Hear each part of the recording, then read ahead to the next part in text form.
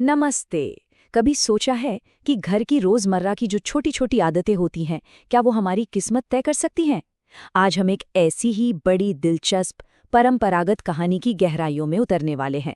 एक कहानी जो बताती है कि कैसे कुछ बहुत ही सामान्य सी बातें किसी घर में या तो समृद्धि ला सकती हैं या फिर उसे हमेशा हमेशा के लिए दूर भगा सकती हैं। और इस कहानी का जो केंद्र है वो है ये एक बहुत ही शक्तिशाली कथन। कहा जाता है कि ये देवी लक्ष्मी के शब्द हैं। अब सोचिए, इसमें एक गहरा रहस्य छिपा है कि आखिर वो कौन सी गलतियां हैं, कौन सी ऐसी बातें हैं जो देवी को, हाँ, स्वयं देवी को एक घर छोड़ने पर मजबूर कर देती हैं। चलिए इस कहानी के साथ साथ इस रहस्य से पर्दा उठाते हैं। तो हमारी कहानी का जो पहला अध्याय है वो एक आदर्श घर से शुरू होता है। ये घर है सेठ रामदयाल का, एक ऐसा घर जो उस समय आप कह सकते हैं शांति और समृद्धि का जीता जागता प्रतीक था। सेठ रामदयाल एक बहुत ही मेहनती और ईमानदार व्यापारी, लेकिन उनके घर की जो असली जान थी वो थी उनकी पत्नी सुशीलाबाई। उन्हीं की वजह से उनका घर हमेशा हमेशा व्यवस्थित और पवित्र रहता था। लोग तो यहाँ तक कहते थे कि उनके घर में खुद देवी लक्ष्मी का वास है। क्यों? क्योंकि वहाँ हर चीज, छोटी से छोटी चीज, पूरे अनुशासन और श्रद्धा के साथ होती थी।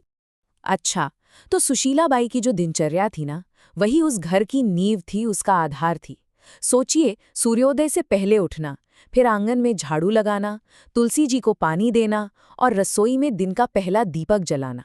उनका मानना बड़ा सीधा साधा था कि घर की असली शोभा सोने चांदी से नहीं होती, बल्कि सफाई और एक सच्चे साफ मन से होती है। और सच मानिए, यही अनुशासन उनके परिवार की खुशहाली का सबसे बड़ा राज था। लेकिन जैसा कि अक्सर कहानियों में होता है, एक मोड़ आता है, और इस कहानी में वो मोड़ है घर में नई बहू राधा का आना। और उसके आने के साथ ही धीरे धीरे सब कुछ बदलने लगता है। हुआ यूं कि समय के साथ सुशीलाबाई बीमार पड़ गईं। अब जाहिर सी बात है, घर की पूरी व्यवस्था बिगड़ने लगी।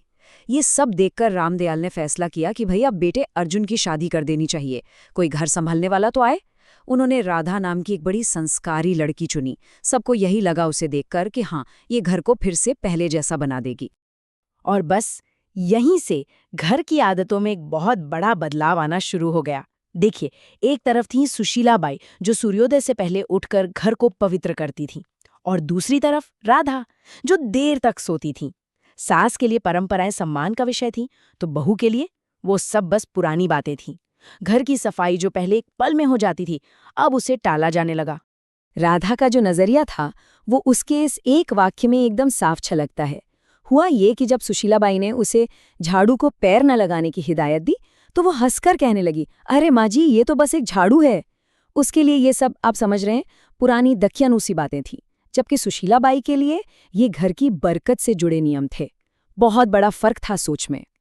तो सवाल ये है कि इन बदलती आदतों का नतीजा क्या निकला? नतीजा ये हुआ कि घर की किस्मत ने भी अपना रास्ता बदल लिया, और इसका असर बहुत ही तेजी से दिखा।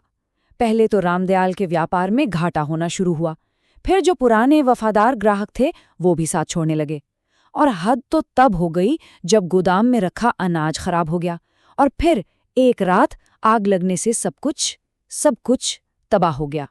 जब सब कुछ हाथ से निकल गया तो सेठ रामदयाल का गुस्सा मानो फूट पड़ा, और उन्होंने सीधे सीधे राधा को दोषी ठहरा दिया। उन्होंने कहा, जब घर की औरतें रीति रिवाज भूल जाती हैं, तब घर की बरकत खुद ब खुद उस घर का रास्ता भूल जाती है। और अब कहानी अपने सबसे अहम मोड़ पर, अपने चरम पर पहुंचती है। यहाँ राधा को घर से निकाल दिया जाता है, और वो अपनी गलतियों को समझने के लिए, पश्चाताप के लिए तपस्या का मार्ग अपनाती है। तो राधा को घर से निकाल दिया गया। अब ये एक बहुत ही कठोर कदम था, पर कहानी के मुताबिक ये जरूरी था, ताकि वो अकेले में बैठकर अपने कर्मों पर विचार कर सके।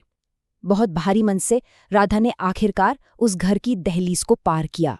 घर से निकलकर राधा सीधा एक जंगल की तरफ चली गई। वहां एक बरगद के पेड़ के नीचे बैठकर उसने एक प्रण लिया कि जब तक देवी उसे दर्शन नहीं देती, वो अन्न जल ग्रहण नहीं करेगी। सोचिए, 3 दिन और 3 रात उसकी इस कठिन तपस्या के बाद आखिरकार उसकी पुकार सुनी गई। और अब हम पहुंचते हैं कहानी के उस हिस्से पर जहां इसका सबसे बड़ा सबक, इसका सार छिपा है।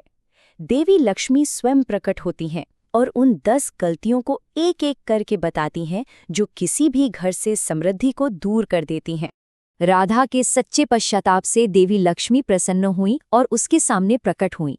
उन्होंने राधा को समझाया कि देखो, कुछ गलतियां ऐसी होती हैं जिनकी वजह से मैं स्वयं उस घर से दूर चली जाती हूँ। तो वो 10 नियम क्या थे?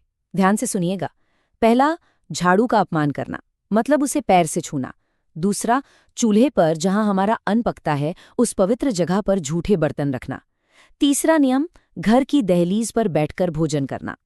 चौथा, शाम के वक्त घर में झाड़ू लगाना, क्योंकि वो समय देवी के आगमन का माना जाता है। पांचवा, सूर्योदय के बाद भी देर तक सोते रहना। छठा, घर के आंगन को गंदा रखना। सातवां, रसोई में रात भर झूठे बर्तन पड़े रहने देना। आठवां, दरवाजे को पैर से ठोकर मारना या उसे पैर से खोलना। नौवां, घर में लगातार लड़ाई झगड़े और कड़वाहट का माहौल बनाए रखना। और 10वां, जो शायद इन सब का सार है, सफाई, पूजा और अनुशासन जैसी जरूरी बातों को हल्के में लेना, उन्हें महत्वहीन समझना। देवी के ये वचन सुनकर राधा को मानो ज्ञान हो गया। उसे अपनी सारी भूल का एहसास हुआ। उसकी समझ में आ गया कि एक घर की असली रौनक, उसकी असली सुंदरता महंगी सजावट से नहीं, बल्कि आदर, स्वच्छता और पवित्रता से आती है। तो बस देवी से ये आशीर्वाद लेकर राधा अपने घर वापस लौटी। उसने सबसे पहले अपनी सास से माफी मांगी और फिर उन सभी नियमों का पालन करना शुरू कर दिया जो उसने सीखे थे। और कहानी कहती है कि जैसे ही राधा ने अपनी आदतें बदली, उस घर में फिर से वही बरकत और खुशहाली लौट आई। तो ये कहानी आखिर में हमें एक बहुत गहरे सवाल के साथ छोड़ जाती है। एक घर की असली रौनक आखिर किस चीज से आती है? बाहरी सजावट से या फिर घर के भीतर के आदर, अनुशासन और पवित्रता से? इस पर विचार करना तो बनता है।